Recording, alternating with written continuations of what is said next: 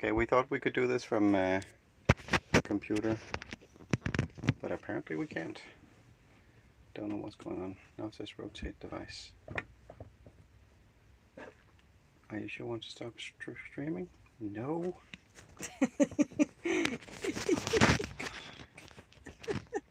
Du skal bare stå den anden vej, jo. Prøv at se. Det er sådan, det ser ud lige nu.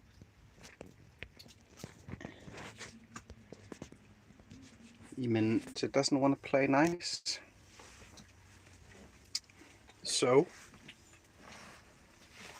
we are in France.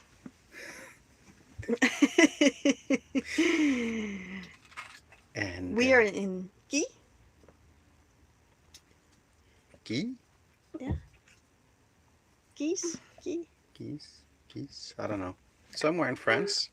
We crossed in from Belgium a couple of hours ago, and we've had a great time in Belgium, and met a lot of really lovely people. Yeah. It's been a really interesting month. So many things have happened with us and the people we met and everything. So we only knew that we were coming to Belgium to meet some of our friends and their family, and then maybe do some treatments.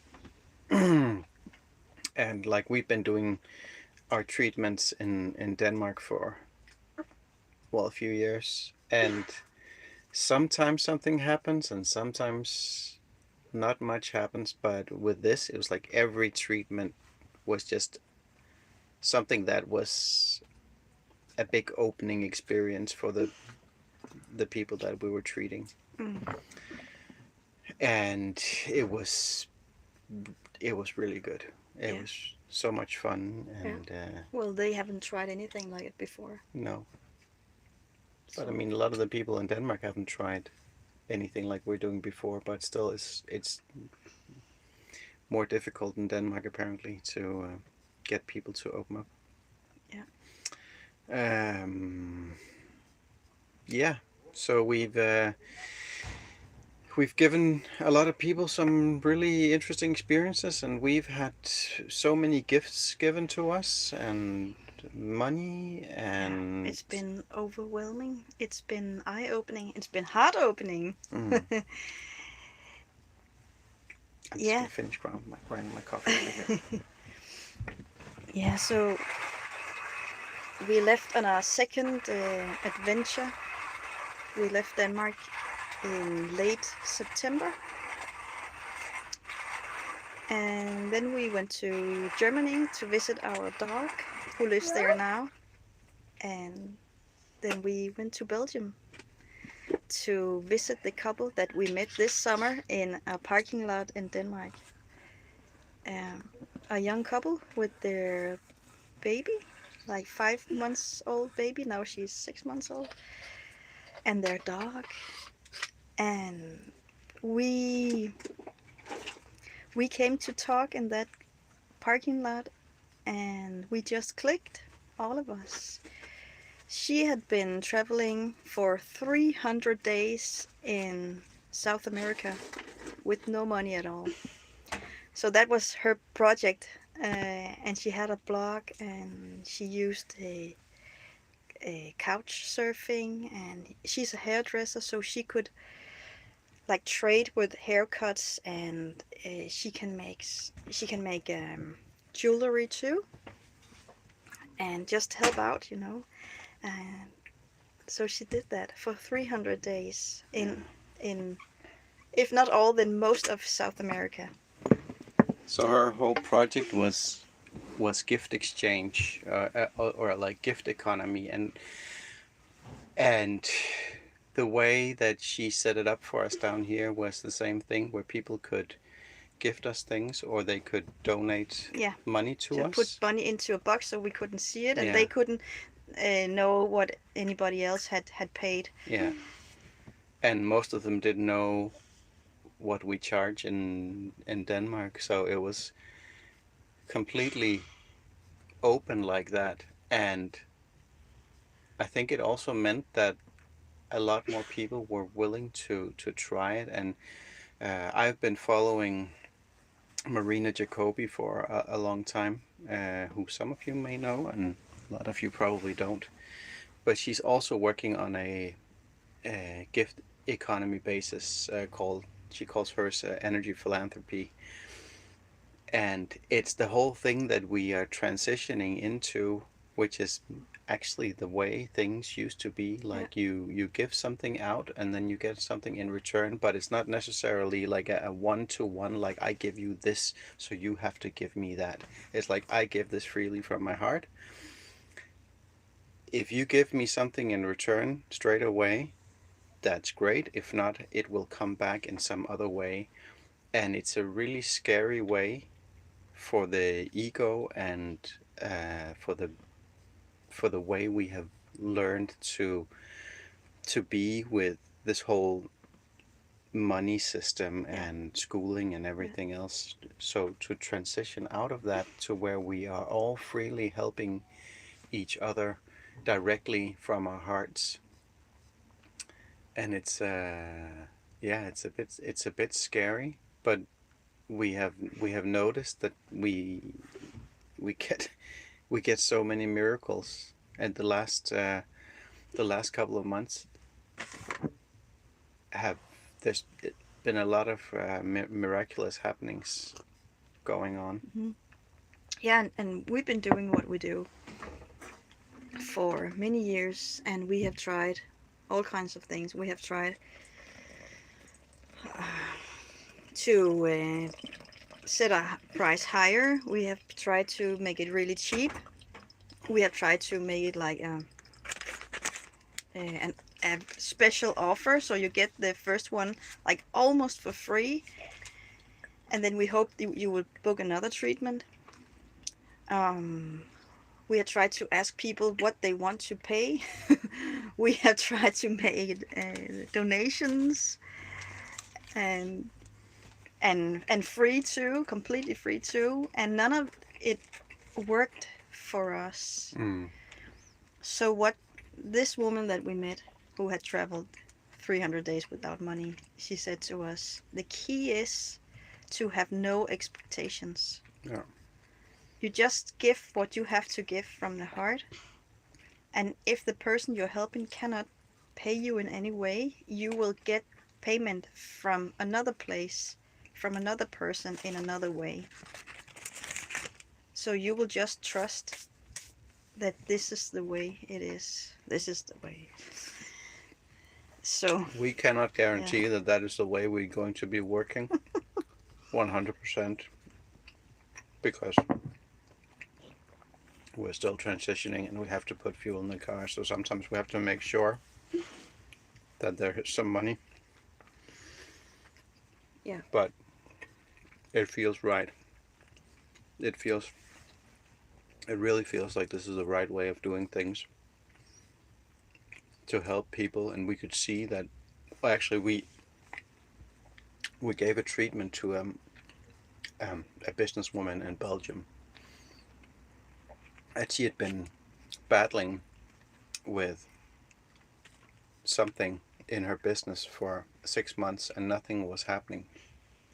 And then after the treatment, her whole mindset around the business completely changed. And she had 3 treatments, and each one like got her further along her path. And I have no idea what she paid us.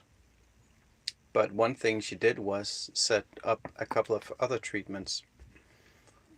So we gave something, it changed her perspective. She gave us something back. We don't know what it is. Somebody else also gave us something back because of that. So it's all starting to like Yeah. mesh like that. Yeah. And she said, how could it be that this week when I'm having this big crisis of my life that you are here and we were just next door Yeah, I from living in well, we in were staying yeah, across the yeah, road from her. yeah. So And yeah, so there's some predestination in there too. yeah, Um, Yeah. Yeah. And right now we are traveling. I'm making coffee over here. Mm. Uh, so right now we're traveling without a specific goal. Well, it's van life. Mm. Well, maybe people want to see Maybe how, people want to see that too. yeah, how we live. We're traveling without a goal. We don't. We know that there is a place. Well, a couple places in Spain. There might also be a couple of places further down in France. What the woman that we treated in Belgium, I just talked about her. She has some of her Instagram followers down there that wanted a treatment. So maybe Mm. we will Yeah. aim for that down near Yeah. Lyon. And otherwise, we're looking for house sitting. Yeah. Yeah. Last year when we went on our first adventure, we used Workaway, and that worked great. But we think that house sitting would fit us better because we have our online work Mm, and we have our daughter to take care of, yeah. and our son too, and So it's we just already nice to have. just be us so we Yeah. can help people and help ourselves Mm, at the same yeah. time. I like that. We already have full-time work, so. Yeah. But it was fun. It So was if fun you doing know anybody who needs someone to house sit or pet sit Spain, in France. France or Spain, Yeah. please let us know. Yeah. Yeah. But right now we are just here and we in France somewhere and shopped for dinner and it's all nice. If you who are following, you can if you want to, you can ask us stuff if you want to. If not, then that's okay too. We'll just rant on. Just like this. Yeah, so maybe we should have started with telling our story, but we could make another We video can make another video with of our that. story. Yeah. Uh,